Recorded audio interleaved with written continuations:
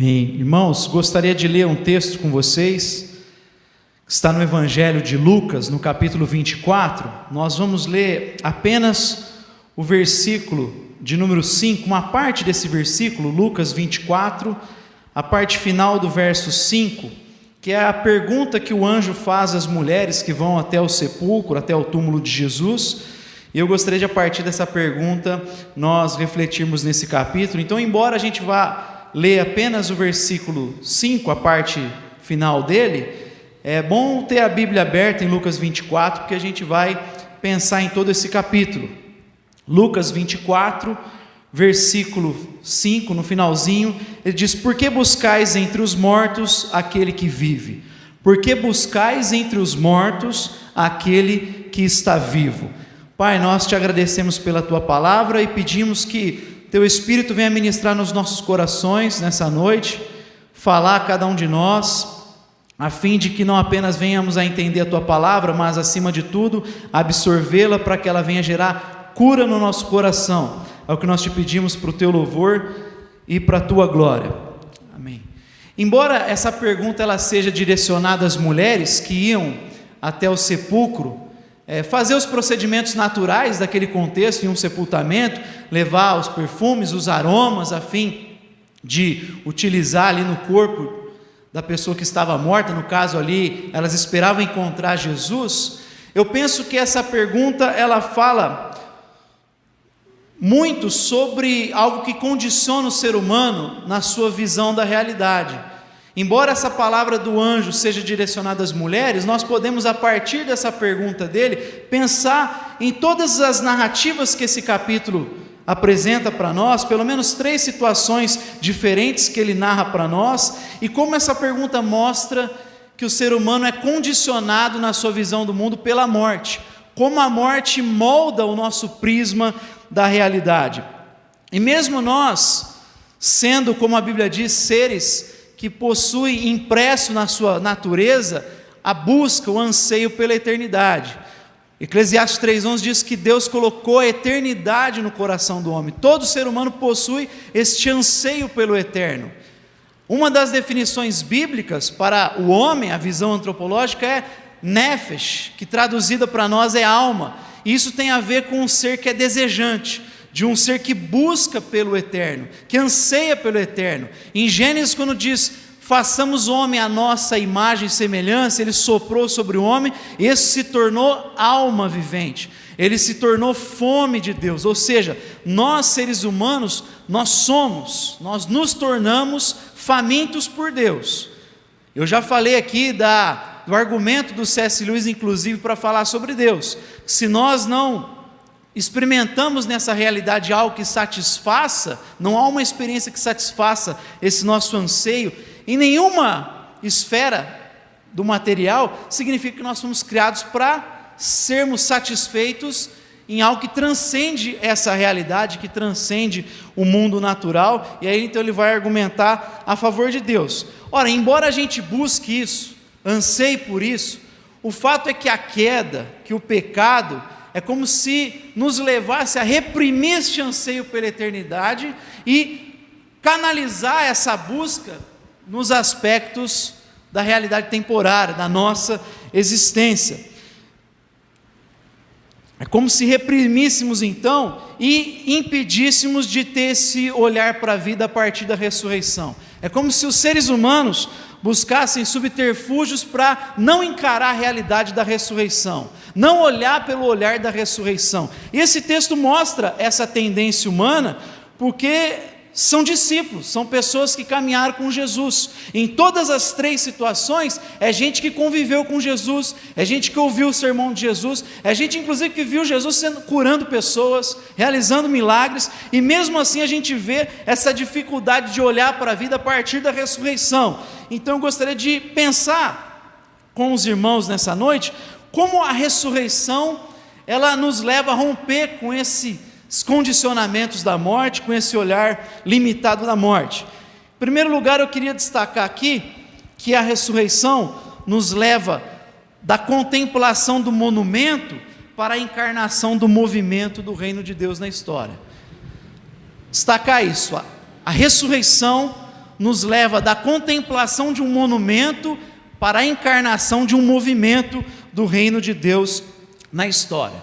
Como eu falei aqui no início, as mulheres estão seguindo um curso natural da vida. O que elas estão levando, as especiarias, os perfumes, tinha a ver com o procedimento de qualquer sepultamento naquele contexto. Elas estão olhando, indo para lá, esperando encontrar o corpo de Jesus, a matéria do corpo de Jesus. Elas estão valorizando Jesus, estão tratando com dignidade Jesus, no entanto, os olhos delas estão sobre a morte ainda. Elas estão condicionadas a olhar pela cruz, pelo sofrimento e pela morte de Jesus. E, no entanto, a Bíblia mostra para nós que, embora a cruz, ela foi substituta em nosso lugar, Jesus assumiu a ira divina em nosso lugar, o que dá significado para nós cristãos à cruz é a ressurreição. É por isso que muitos vão dizer que um dos símbolos não é apenas a cruz, mas o sepulcro vazio.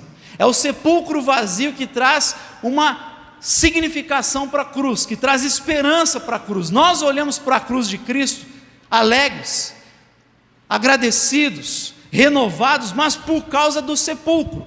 Paulo vai dizer em 1 Coríntios 15, o capítulo que ele narra sobre a ressurreição, que se a nossa fé, a nossa esperança está apenas nessa vida, nós somos os mais dignos de compaixão de todos os homens. Nós somos dignos de dó, de compaixão, porque a ressurreição é que traz vitória, a ressurreição é que traz o perdão, é a ressurreição que traz a certeza.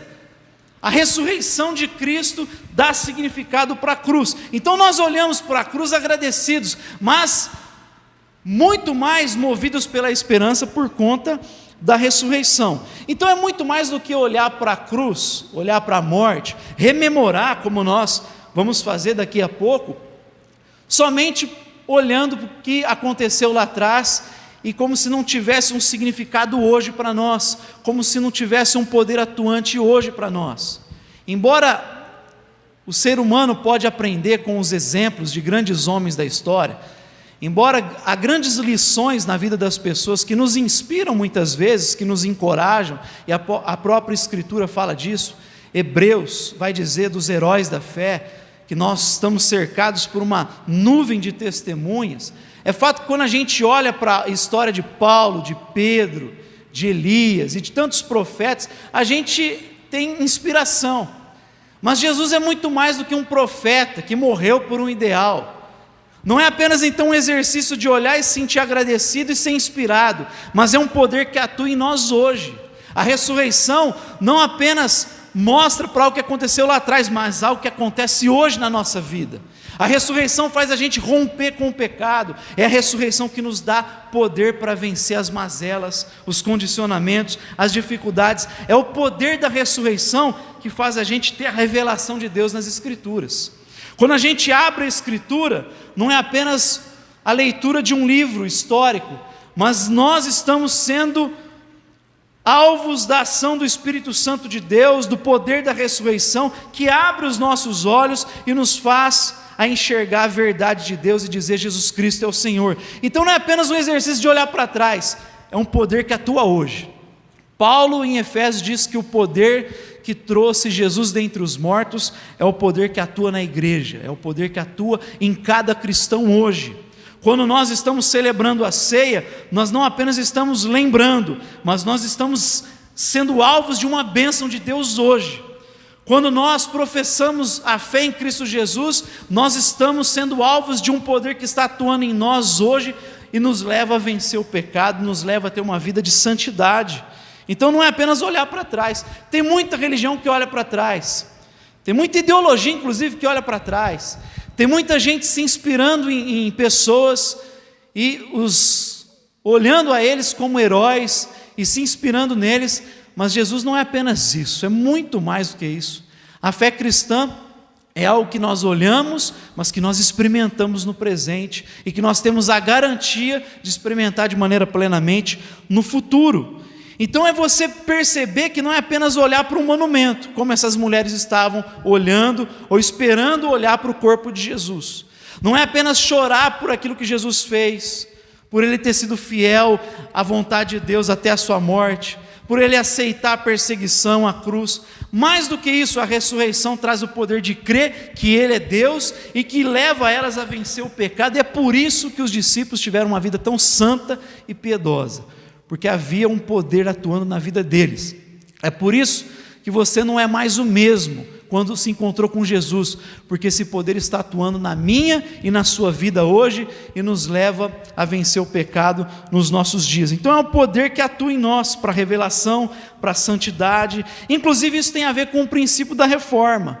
A reforma protestante, o lema dela é sempre reformando, reformado e sempre reformando, porque a gente pode correr um risco de deificar um momento histórico, a gente pode absolutizar um período, a gente pode cair num tradicionalismo que nada tem a ver com a fé cristã. Embora a gente precise observar a boa tradição, o tradicionalismo é algo antibíblico, é algo anti-evangelho. Não é porque em muitos períodos da história algo aconteceu que significa que estão corretos. E muitas vezes a igreja aprovou coisas que eram repugnantes aos olhos das Escrituras, porque não observaram esse princípio. A dinâmica do Espírito Santo de Deus é ter luz sempre e sempre fazer essa autoavaliação da nossa vida e da igreja, e é por isso que ela consentiu com o pecado da escravidão, da segregação racial, porque olhava e dizia, sempre foi assim, ao invés de sempre se avaliar biblicamente, ao invés de sempre se reformar biblicamente e perguntar, será que isso é compatível com o espírito do Evangelho? Será que isso é compatível com a verdade bíblica? Mas o tradicionalismo faz a gente incorrer nisso. Então é muito mais do que olhar para monumentos, para situações do passado, é experimentar o poder nos dias de hoje. Inclusive para nós, pensar coisas que ninguém teve a experiência no passado. Os grandes homens não lidaram com situações que a gente lida hoje. A tecnologia é uma delas e o que a gente está vivendo nos nossos dias, de cultos nas casas, e a tecnologia nos possibilita, nós juntos no mesmo horário, né? Nem sempre, às vezes a gente tem dificuldade com a tecnologia também, mas ela traz desafios novos, desafios atuais, e a gente tem que olhar a partir da Escritura e sempre se avaliar. Então, irmãos, a ressurreição faz a gente não ficar olhando para trás apenas e dizer obrigado.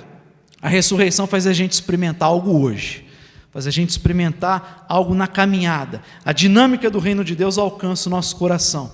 Então a primeira coisa que a ressurreição faz a gente, leva a gente a superar essa contemplação do monumento e faz a gente viver um movimento do reino de Deus na história. Faz a gente experimentar algo hoje na nossa caminhada. Segunda coisa, o prisma da ressurreição confronta a realidade caída da nossa razão, ampliando a nossa visão das coisas. Os discípulos, quando as mulheres vão anunciar para eles que o anjo havia dito que Jesus tinha ressuscitado, é curioso porque a expressão deles, no grego, é que eles não aceitaram ser persuadidos pela palavra daquelas mulheres. Eles se fecharam para não serem persuadidos por aquela palavra, eles não acreditaram. E por que fizeram isso? Porque ressurreição sai fora da lógica natural, sai fora do nosso racionalismo, sai fora daquilo que a gente consegue palpar, sai fora daquilo que é material, sai fora no nosso contexto daquilo que passa no crivo da ciência. É algo que para nós foge, transcende a lógica.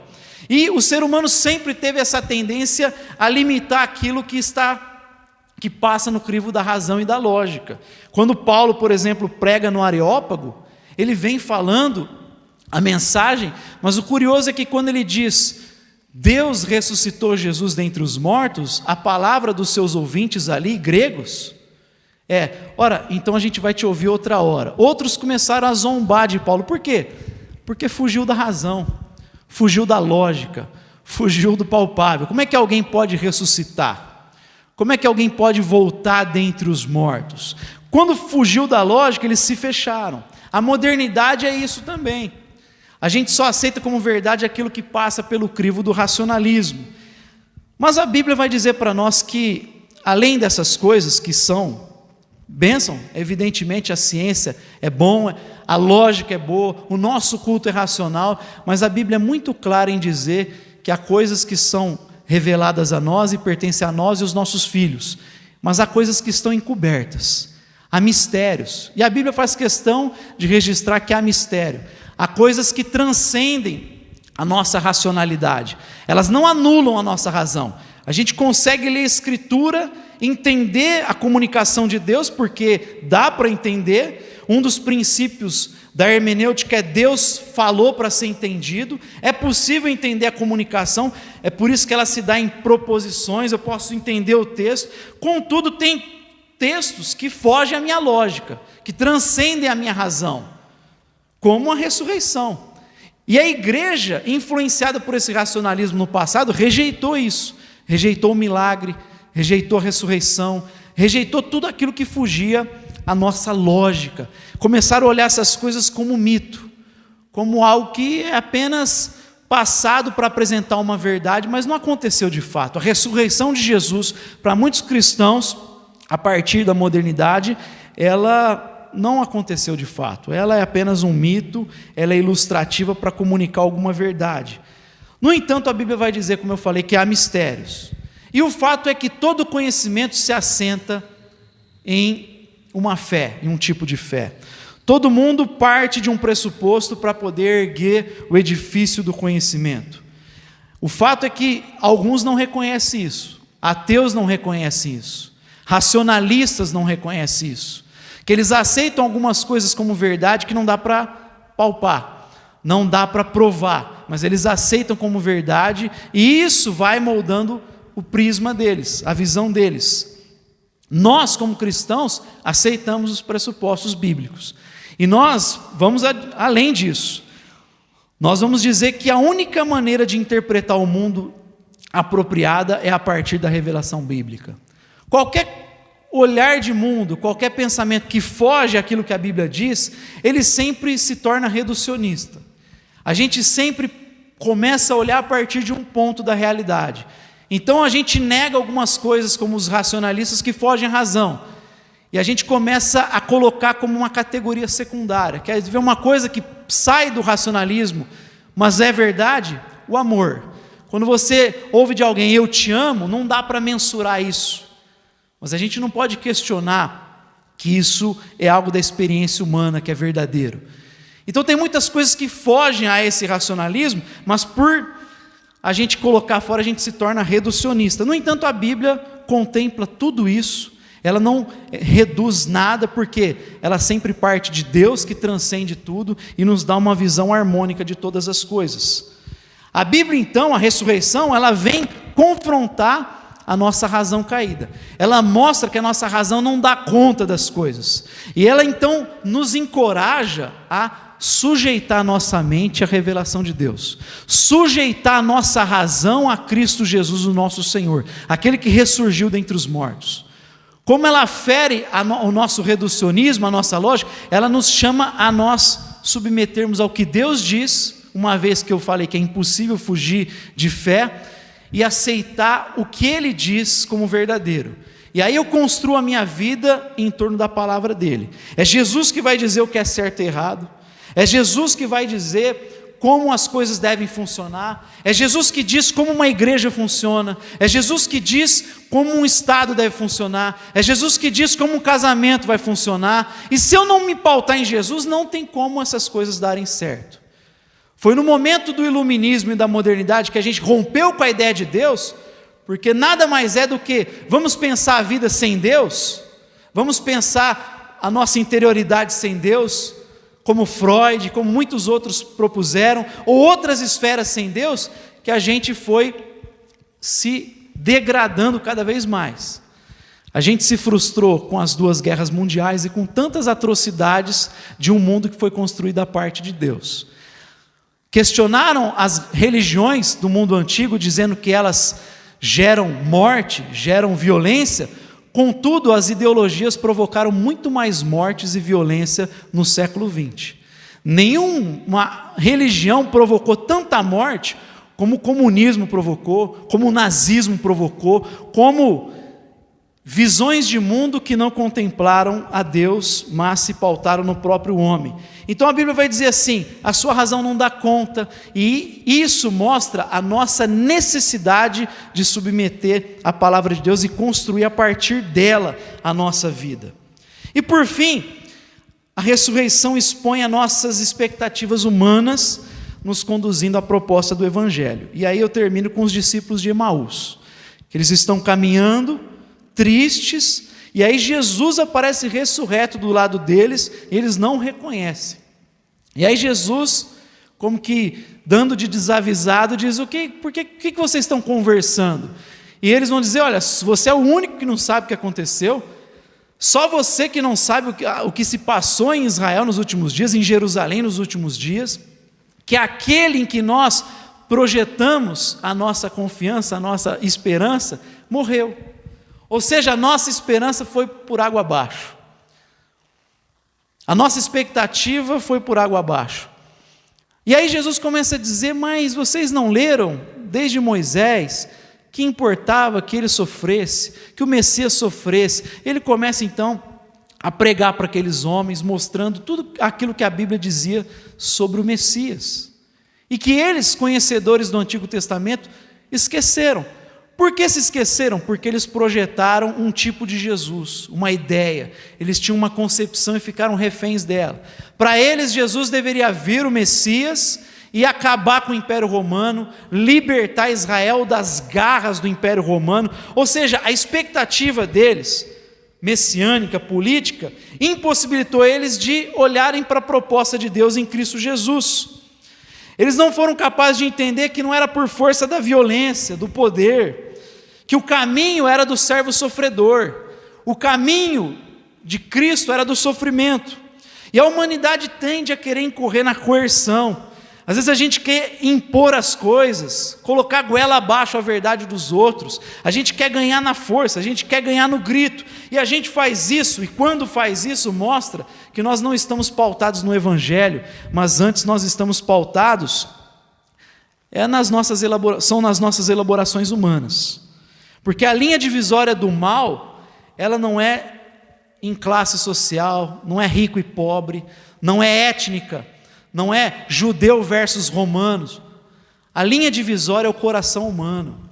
John Stott vai dizer que o coração do problema humano é o problema do coração humano. Jesus sabe que o problema humano não é político, não é de classe, não é étnico, o problema humano é o coração. E é aí que ele veio mexer. É aí que ele veio trabalhar. Mas para trabalhar nisso, por isso ele veio de uma forma completamente antagônica às nossas aspirações. Porque a gente considera êxito naquele que tem força, no valente, no poderoso. Mas Jesus veio como servo, veio na contramão de tudo isso. E nós, como cristãos, precisamos confiar nesse modo divino. A ressurreição veio levar a gente a confiar que a vitória, que o progresso, que a esperança, que a glória, ela sempre vem depois do sofrimento. Que o sepulcro vazio só pode ser depois da cruz de Cristo, depois do sofrimento. Jesus diz em Marcos 10:45, as nações oprimem sobre vocês, os líderes agem assim, mas não será assim entre vocês. Quem quiser ser o maior, deverá ser servo de todos. Porque eu não vim para ser servido, mas para servir e dar minha vida em resgate por muitos. Ou seja, eu vim na contramão. Eu vim conquistar a partir de outra lógica, de outra perspectiva. Eu vim trazer glória, mas o caminho da glória foi o sofrimento. Ele vai dizer: eu sendo mestre, Senhor, lavei os vossos pés, vocês devem lavar os pés uns dos outros. Esse é o caminho. E a ressurreição veio confrontar os discípulos de Emaús, e eu tenho certeza que confronta cada um de nós nesses dias. Porque muitos de nós projetamos a nossa expectativa na política, a gente vive uma guerra hoje no Brasil, inclusive fazendo desse problema um problema político, porque a gente esqueceu que o caminho para a resolução dos problemas é Cristo Jesus. Que o problema humano é o coração humano. Não é político, é o coração humano. Não adianta projetar líderes e a nossa esperança em líderes, sendo que não são eles que vão resolver o nosso problema, é Cristo Jesus. E nesse sentido a gente precisa inclusive aceitar o sofrimento. Pedro vai dizer que nós somos chamados a sofrer como Cristo sofreu e deixou exemplo para nós. Cristo diz que nos envia como ovelhas no meio de lobos. O caminho é o do sofrimento. O caminho é como o profeta Zacarias vai dizer: não por força nem por violência, mas pelo meu espírito, diz o Senhor dos Exércitos. A ressurreição então expõe a nossa tendência a abraçar ideologias, um messianismo político, e nos mostra que o caminho é outro. O caminho da glória, ele implica antes em sofrimento. E meus irmãos, esse momento da ceia e do sacramento nos fala sobre isso, então. É dessa forma que eu gostaria, inclusive, de encerrar e convidar cada um de vocês a cear nessa noite. Lembrando, não apenas da morte de Cristo, do que aconteceu há 2000 anos, mas tendo certeza de que quando nós participamos desse momento, nós somos abençoados, nós somos fortalecidos. Não é apenas um simbolismo vazio.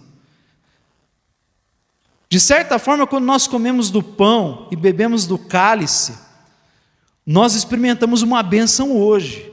Cristo está presente nesse momento, de alguma forma Ele está presente e nos abençoa hoje, fortalece o nosso coração no presente, neste momento, de uma forma misteriosa que ultrapassa a nossa razão, como eu falei há pouco, mas nós temos certeza desse fortalecimento, nós temos certeza dessa renovação, leva a gente a se sujeitar ao mistério e experimentar essa bênção, e mostra que esse sofrimento de Cristo Jesus resultou sempre em glória e vai resultar em glória. Nós nessa noite vamos participar da ceia, agradecidos ao que Cristo fez, mas acima de tudo, tendo a convicção de que comer do pão é reconhecer que eu preciso me alimentar de Cristo Jesus, que eu estou debaixo de uma nova aliança, e nisso eu vou sendo renovado hoje.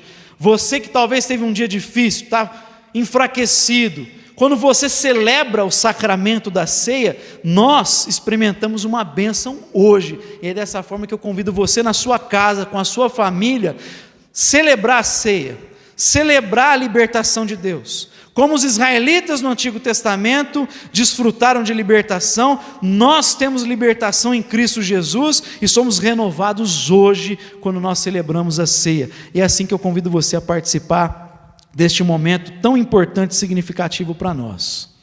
Convidar os irmãos para virem aqui à frente também. Te damos graças, Senhor, por esse momento tão importante para nós, em especial no nosso calendário ocidental. Nós nessa noite nos reunimos, olhamos para trás, para aquilo que o Senhor fez na cruz do Calvário, mas não como um monumento, não como algo estático, não como um momento simples da história, como fosse qualquer outro personagem, qualquer outro ser humano, mas nós olhamos sabendo que aquele poder que te trouxe dentre os mortos, é o poder que atua em nós. Sabemos que esse momento é um momento renovador para nós, é um momento de fortalecimento para nós, é um momento que traz renovo para cada um de nós, é um momento que traz cura para nós, inclusive. Nós experimentamos, participamos desse momento porque reconhecemos que dependemos de Ti, que precisamos nos alimentar dia a dia da Sua carne, que nós estamos ligados em Ti, que nós não estamos sozinhos, abandonados, mas que o Senhor está presente conosco. Então não é olhar para trás, é olhar agradecido, mas sabendo que o Senhor está aqui nessa noite. O Senhor está em cada casa, em cada lar das famílias do Projeto Raízes, renovando o nosso coração, abrindo os nossos olhos para essa verdade, trazendo encorajamento para os teus filhos, trazendo fé para o coração dos teus filhos, aqueles que estão permeados pela ansiedade, pelo medo, pela preocupação demasiada, nesse momento, olhando para a ceia, podem se lembrar: o Senhor está conosco. Aquele que não poupou o seu próprio Filho, e entregou juntamente com Ele tudo aquilo que nós precisamos nessa vida. Nós não estamos abandonados. O poder da ressurreição que trouxe Jesus dentre os mortos opera em nós. Pode nos dar fé, pode nos dar piedade, pode nos dar perseverança, pode nos dar força para enfrentar qualquer situação. E nessa noite nós queremos experimentar esse poder. Eu te peço que cada lar nessa noite, cada família possa experimentar esse poder renovador. Cada casa possa ser encharcada pela tua graça nessa hora. Que ao partilhar do pão, beber do cálice, cada pai, cada mãe, cada filho possa ser renovado pelo teu poder nessa hora. Se lembrar que eles podem experimentar esse poder, que eles dependem desse poder, que eles podem usufruir desse poder. Cada um de nós faz isso para o teu louvor e para a tua glória. É o que nós te pedimos. Amém. Você pode comer do pão e tomar do cálice.